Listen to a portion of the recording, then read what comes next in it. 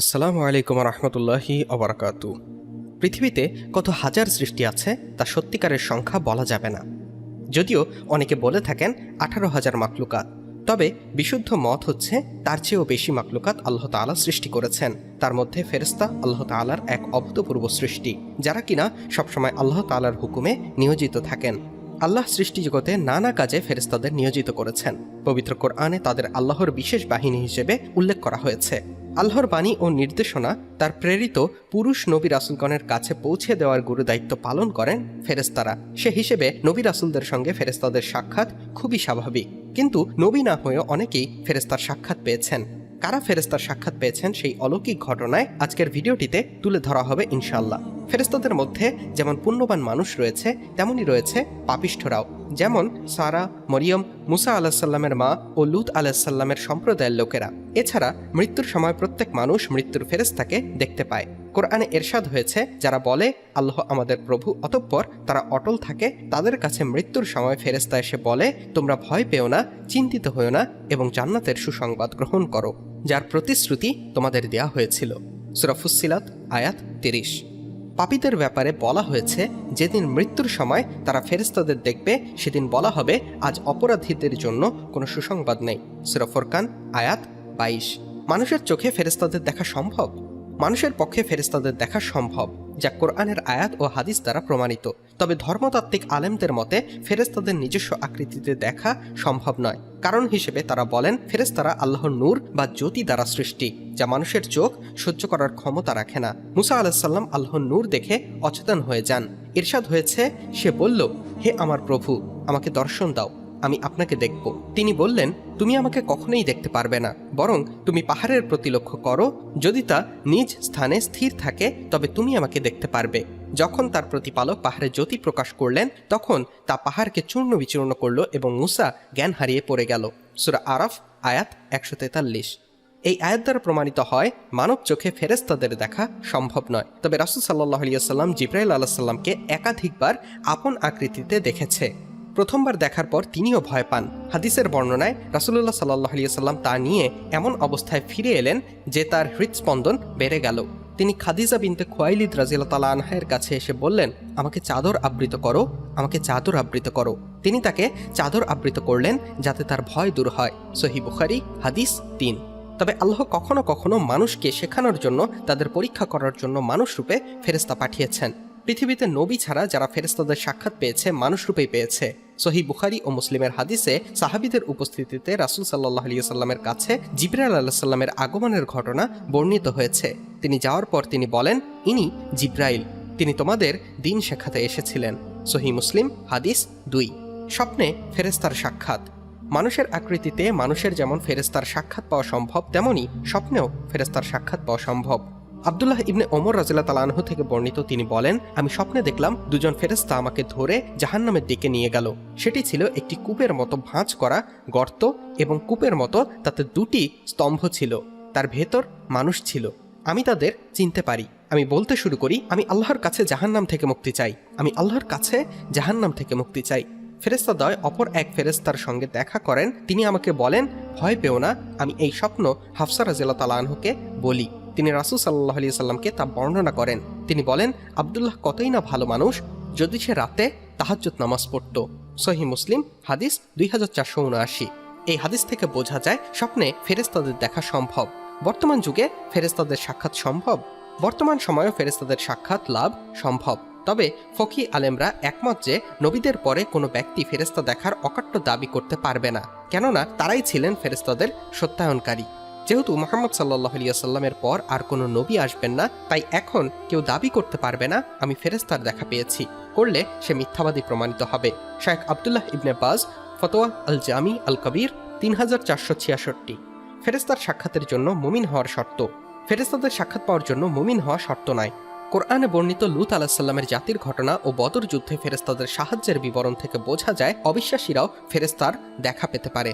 আব্দুল্লাহ ইবনে আব্বাস রাদিয়াল্লাহু তাআলা আনহু থেকে বর্ণিত এক দীর্ঘ হাদিস থেকে জানা যায়, বদর যুদ্ধের দিন মুশরিকরা ফেরেশতাদের সৈনিক রূপে দেখতে পায়। ফেরেশতাদের ঘোড়ার পায়ের শব্দ ও চাবুকের আওয়াজও যুদ্ধে অংশগ্রহণকারীরা শুনতে পেয়েছিল।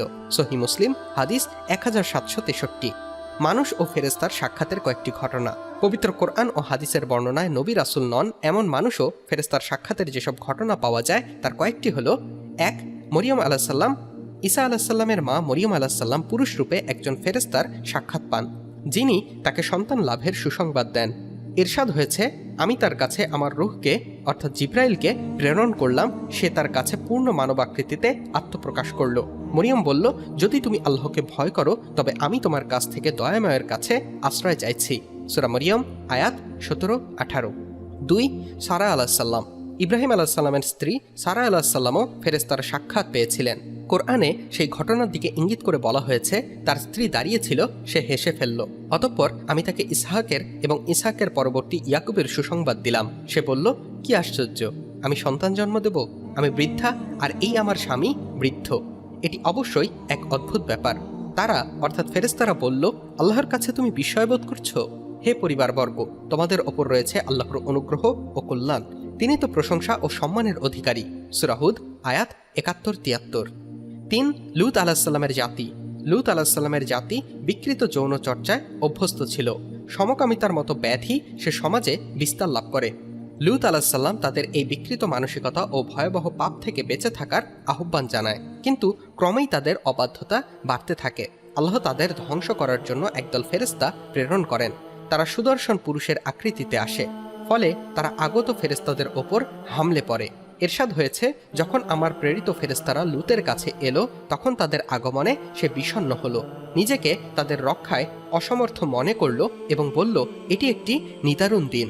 তার সম্প্রদায় তার কাছে উদ্ভ্রান্তের মতো ছুটে এলো এবং তারা আগে থেকে কুকর্মে লিপ্ত ছিল। সে বলল, হে আমার সম্প্রদায়, এরা আমার কন্যা, তোমাদের জন্য তারা পবিত্র, সুতরাং আল্লাহকে ভয় করো। আমার মেহমানের ব্যাপারে আমাকে হেয় করো না। তোমাদের মধ্যে কি কোনো ভালো মানুষ নেই? সূরা হুদ আয়াত 77-78। 4. মুসা আলাইহিস সালামের মা। আল্লাহ তাআলা মুসা আলাইহিস সালামের মায়ের প্রতি ওহী অবতীর্ণ করেন। কোরআনে ইরশাদ হয়েছে, আমি তোমার মায়ের প্রতি ওহী অবতীর্ণ করলাম যা অবতীর্ণ করার।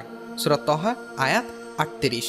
আব্দুল্লাহ ইবনে আব্বাস রাদিয়াল্লাহু তাআলা আনহু এই আয়াতের অর্থ এভাবে করেছেন, আমি ওহী অবতীর্ণ করলাম যেমন নবীদের প্রতি করেছিলাম।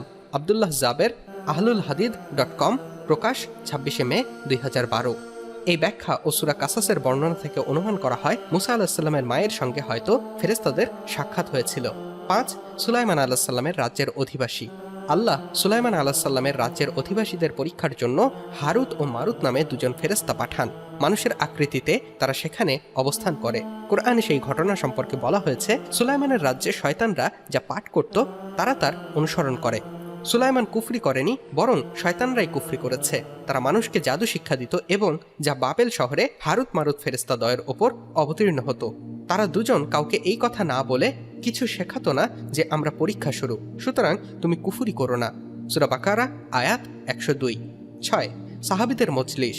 সাহাবীদের উপস্থিতিতে রাসূল সাল্লাল্লাহু আলাইহি সাল্লামের কাছে মুসাফিরের বেশে জিবরাইল আলাইহিস সালাম আসেন এবং তাকে কয়েকটি প্রশ্ন করেন। রাসূল সাল্লাল্লাহু আলাইহি সাল্লাম তার উত্তর দেন। তিনি বলে যাওয়ার পর রাসূল সাল্লাল্লাহু আলাইহি সাল্লাম বলেন, ইনি জিবরাইল, তিনি তোমাদের দিন শেখাতে এসেছিলেন। সহিহ মুসলিম হাদিস 2। 7. বনী ইসরায়েলের 3 ব্যক্তি। বনী ইসরায়েলের 3 ব্যক্তি যারা অন্ধ, টাক বিশিষ্ট ও কুষ্ঠরোগী ছিল।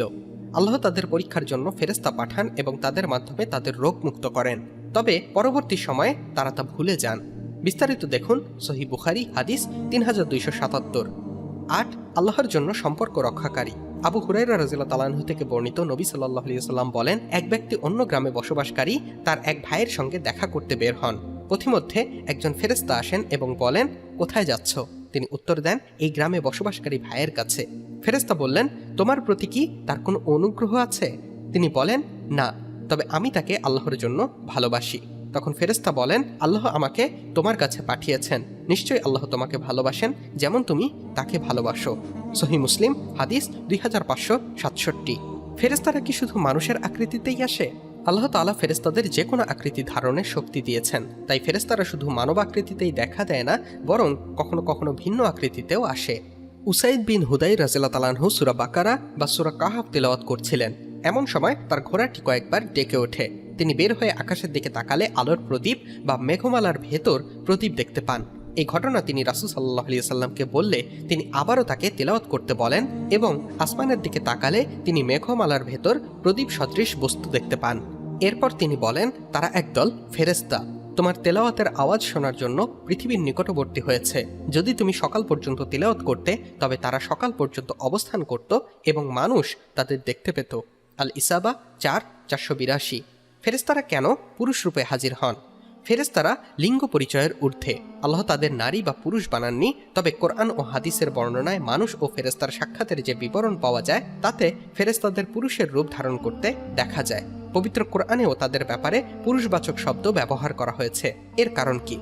মুফাসসিররা এর উত্তরে বলেন, প্রাগৈতিহাসিক কাল থেকে বিভিন্ন কাফের ও মুশরিক সম্প্রদায় বিশ্বাস করে যে ফেরেশতারা আল্লাহর কন্যা। আল্লাহ তাদের বিশ্বাস ভুল প্রমাণিত করার জন্য পুরুষ রূপে তাদের প্রেরণ করেন। পবিত্র কোরআনেও তাদের ভ্রান্ত বিশ্বাসের প্রতিবাদে বলা হয়েছে তারা ফেরেশতাদের আল্লাহর কন্যা প্রতিপন্ন করেছেন।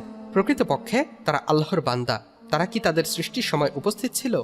অতি শিগগিরই তাদের সাক্ষ্য লিখে রাখা হবে এবং তারা জিজ্ঞাসিত হবে। সূরা যুখরুফ আয়াত 19। এছাড়া সমাজের দৃষ্টিভঙ্গি, মানুষের প্রকৃতি ইত্যাদি বিবেচনায় নারীর চেয়ে পুরুষ রূপে আবির্ভূত হওয়াই ছিল বেশি কার্যকর। তাই কাফিরদের কথা ভুল প্রমাণের জন্য মহান আল্লাহ সুবহানাহু ওয়া তাআলা ফেরেশতাদের পুরুষ রূপ ধারণ করেই পাঠান। কারণ ইহুদিরা যা করবে তার উল্টো কাজ করাটাও মহান আল্লাহ তাআলা আমাদের শিখিয়েছেন। আর কাফির বা মুশরিকদের বিপক্ষে কথা বলা বা বিপক্ষে কাজ করাটাও সওয়াবের কাজ। ভিডিও সম্পর্কে আপনার যে কোনো মতামত জানাতে পারেন আমাদের কমেন্ট বক্সে। আর ভিডিওটি ভালো লাগলে শেয়ার করতে ভুলবেন না। আল্লাহ তাআলা সকলকে ভালো রাখুক। আল্লাহ হাফেজ।